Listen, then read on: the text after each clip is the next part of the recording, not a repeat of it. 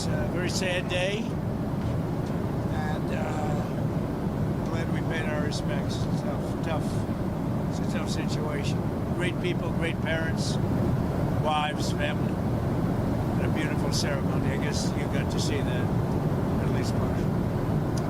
Any questions? President Trump, did what you just witnessed make you think differently about going ahead with this war or even putting troops on the ground in the Middle East?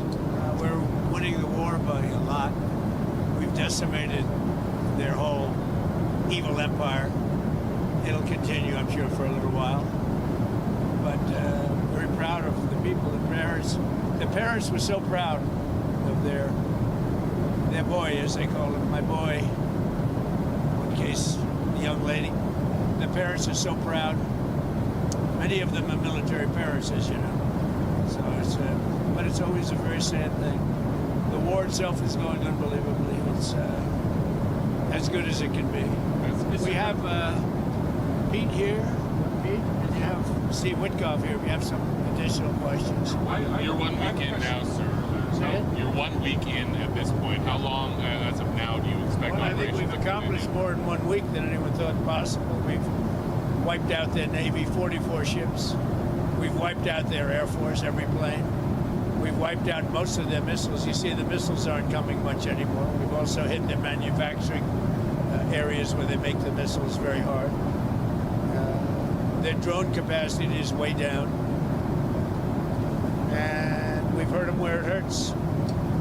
Including about every form of leadership you can have, we've wiped out. You still expect up to 6 weeks total?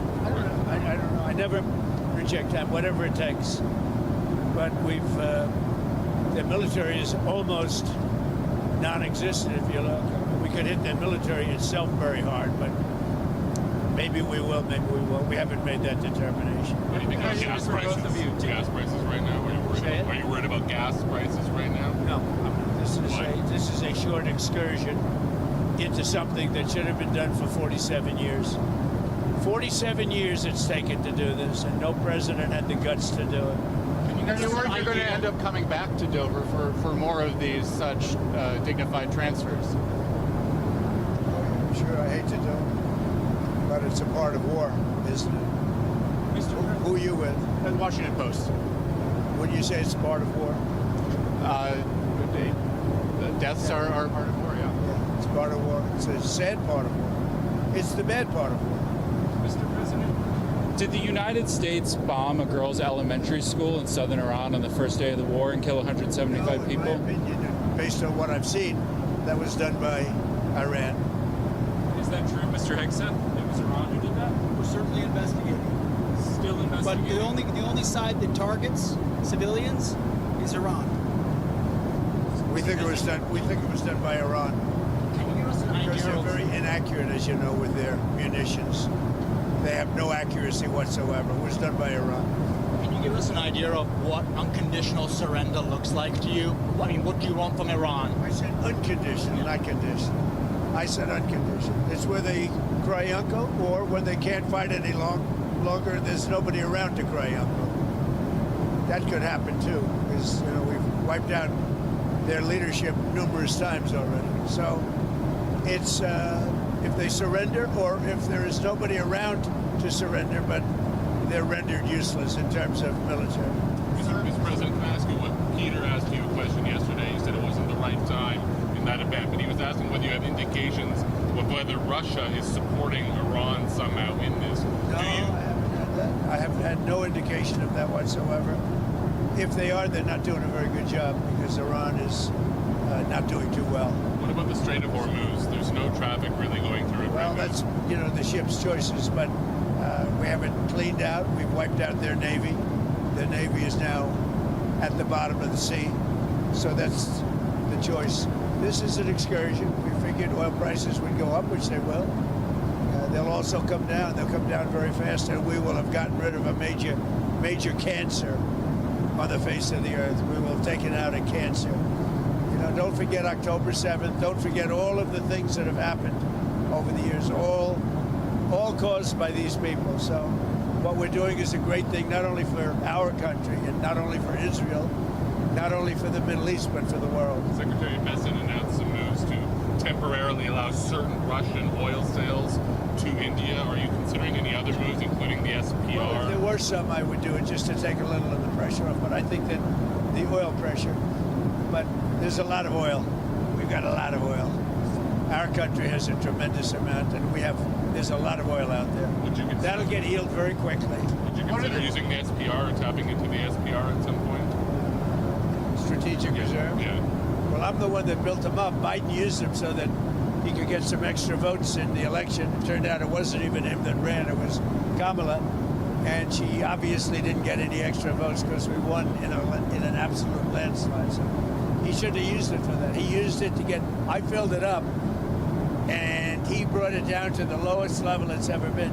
We will start at the appropriate time, which is basically a gut instinct. We will start filling up the strategic reserves. What are the circumstances where you'd send in ground troops? How are you thinking about that? I don't even want to talk about it now. I mean, it's. I don't think it's an appropriate question. You know, I'm not going to answer it. Could there be? Possibly, for very good reason. Have to be very good reason. And I would say if we ever did that, they would be so decimated that they wouldn't be able to fight at the ground level. Are you thinking about the oil facility there? There's an oil facility kind of on the coast of Iran that could be secured by ground troops. There's been some speculation that could be a target. Well, I don't know what the speculation is, but I certainly wouldn't be able to tell you that. I'd be in trouble with myself if I told you that. Mr. President, don't you need ground troops to secure the enriched uranium at the nuclear sites? We're going to find out about that. We haven't talked about it, but it was a total obliteration. They haven't been able to get to it. And at some point, maybe we will. You know, that would be a great thing, but right now we're just decimating them. But we haven't gone after it, but you know, something we could do later on. We wouldn't do it now. Maybe we'd do it later on. You said you want to be involved in the selection of the next leader of Iran. Can you talk to me? Well, because I don't want to just come back every 10 years, and mostly you'll have presidents, that won't do that because they don't get it. But we don't want to come back every 5 years or every 10 years and do this. So we want to pick a president that's not going to be leading their country into a war. Do you have any questions for Pete or Steve? Come on up, Pete. Mr. Wickoff? Steve, come on up. Mr. Wickoff, is there still space to do a deal with whatever is left of the Iranian government? I think there is. I think that's going to be up to the president. That's what I think. But they didn't seem to be very amenable in those first set of negotiations. You heard what I said. They said we have the inalienable right to enrich. They bragged about having 60% enriched fuel, enough for 11 bombs. And they told me and Jared, we're not going to give you diplomatically what you couldn't take militarily. So, you know, I think they're going to need a change of attitude. What sort of thing do you want to see in a deal? I mean, do you think you have maximum negotiating leverage at this point? I think the president has proved that we have. Iran today accused the U.S. of a lot of negotiating leverage, maybe maximum, but we're not looking to settle. They'd like to settle. We're not looking to settle. Iran accused The British government has now offered use of the British government has offered use of some bases now, and you had previously said you were very disappointed in them. The 2 aircraft carriers. I mean, about British bases, they said. See my response that I just put out? I just put out a response. Give me the offer to send 2 aircraft carriers. Maybe, but they're not sure. I just put out a response to it. I said, we don't need them. It's not the right time. It would have been nice to have had them 2 weeks ago, but the response I put out, I think, says it very well for you. Iran today accused the U.S. of hitting a desalination plant in Iran, and they said that might open the door to other strikes on infrastructure, non-military. Allow us to also open the door to other strikes against them. Can you respond to that allegation? Did the U.S. hit the desalination? They are among the most evil people ever on earth. They cut babies' heads off. They chop women in half. What they did, take a look at October 7th. Take a look at what they've done over the last 47 years. So I know nothing about a desalinization plant other than to say If they're complaining about a desalinization plant, we complain about the fact that they shouldn't be chopping babies' heads off, okay? Mr. Wikoff, have you communicated to the Russians not to send targeting information and other assistance to the Iranians? Strongly said that. And do you believe that they are? I hope they're not. Do you see any evidence? We don't know, but it's not doing very well. If they are, it's not helping much. If you take a look at what's happened to Iran in the last week, if they're getting information, it's not helping them much. What would it mean to you if they were? I mean, even if it's not helping the Iranians particularly much, it's still involving themselves in a conflict that they're not directly. They'd say we do it against them, wouldn't they? Huh? Wouldn't they say that? We do it against them? I don't know. Look, they can give all the information that they want, but the people they're sending it to are overwhelmed. Russia would be overwhelmed too. Anybody would be overwhelmed. We have the greatest military on earth, and I built it in my first term, and unfortunately, I'm forced to use it now. But when you look at what we did with Venezuela, when you look at what we did with the B-2 bombers, that was a very big moment because Iran was going to have a nuclear weapon within 2 or 3 weeks, and that stopped it, and it stopped it cold. And you ask about maybe going back and getting that, something could happen at the right time. Is Iran running out of missiles and drones, or do you expect those counterattacks to continue with them? Not only that, manufacturing capability also. We've hit the manufacturing very hard. They're at about 9% of what they sent out in the first 2 days, and we think that's because they don't have that much. We've knocked out about 70% of the launchers. The launchers are a big deal. Very hard to get, very expensive. I want to talk about leverage. With every passing day, we have more and more leverage because we have more and more capabilities. We're hitting them harder and harder, and they have less of an ability to defend themselves. So we're pressing the offensive every single day, creating all the leverage the president needs for the outcome he wants. So it sounds like you think they're running out of what are both of the drones and the missiles. When you look, I mean, they're sending in much less drones. They're being decimated now. You know, at some point, I don't think there'll be anybody left maybe to say we surrender, but they're being decimated. And when you look also, all of a sudden they apologized to the Middle Eastern states that they shot at them. I was very surprised to see they did that, but you mark that down as a victory for us and for the Middle Eastern states who are really friends of ours.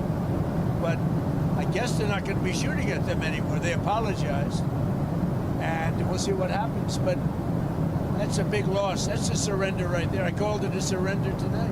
When they apologized and said they're not shooting at them anymore, that's really a surrender to those states and to us.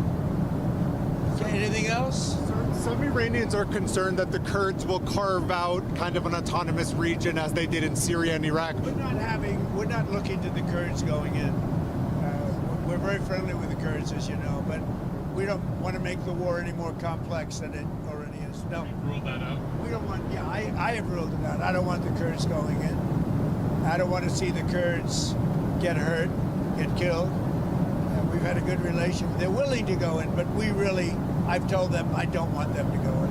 Do you think the map of Iran will look the same? The war is complicated enough without getting the Kurds involved.